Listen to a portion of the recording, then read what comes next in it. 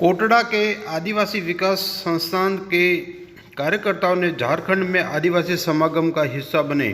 कोटड़ा से उदय सिंह राव के नेतृत्व में आदिवासी विकास मंच का दल झारखंड पहुंचा, जहां आदिवासी समागम में पहुंचकर हिस्सा बने। यहां झारखंड में कार्यशाला में शामिल होकर सुदूर गांव में आदिवासी जनजाति समाज की संस्कृति को जाना। आदिवासी समागम में भाग लेते हुए यहां पारंपरिक तरीके से हुआ कार्यक्रम में स्वागत, सांस्कृतिक कार्यक्रम में भी लिया भाग।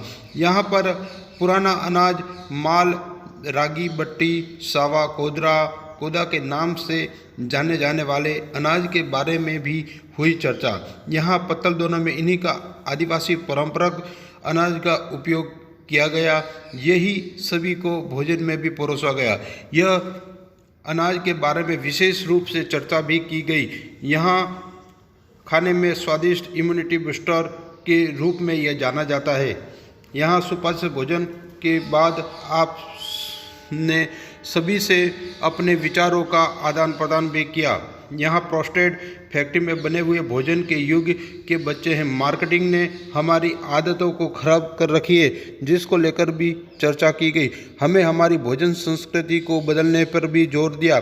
यहाँ रुचि के अनुसार, मगर ये सबके सामने हम बुरे भोजन की संस्कृति को कैसे बदलेंगे? क्या यह संभव है? प्रोस्टेट फूड इंडस्ट्रीज के पास अकुल शक्ति है। भोजन को लेकर यहाँ पर विशेष रूप से युवा वर्ग तक उनकी व्यापक पहुँच बनाने की प्रयास करने की ज़रूरत पर बल दिया।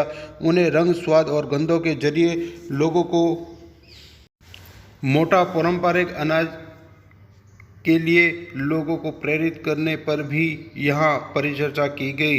यहाँ लोग रंग व स्वाद गंधों के जरिए लोगों को लुभावने की कला से लोग पश्चिमी संस्कृति की ओर मुड़ रहे हैं और परंपरागत अनाज को छोड़कर बीमारियों की ओर घेरे जा रहे हैं। ऐसे में आज के इस समय में पारंपरिक अनाज को लेकर विशेष रूप से चर्चा हुई।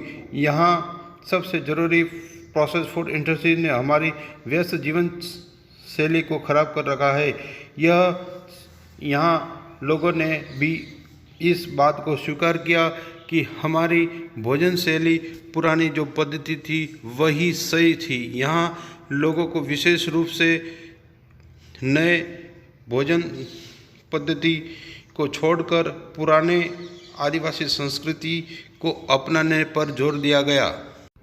कोटड़ा क्षेत्र में भी विगत 2 वर्षों से पारंपरिक अनाज को लेकर यहाँ आदिवासी विकास मंच कार्य कर रहा है। के ग्रामीणों को भी यह पारंपरिक अनाज उगाने और उसके संरक्षण के लिए आदिवासी विकास मंच प्रयास कर रहा है।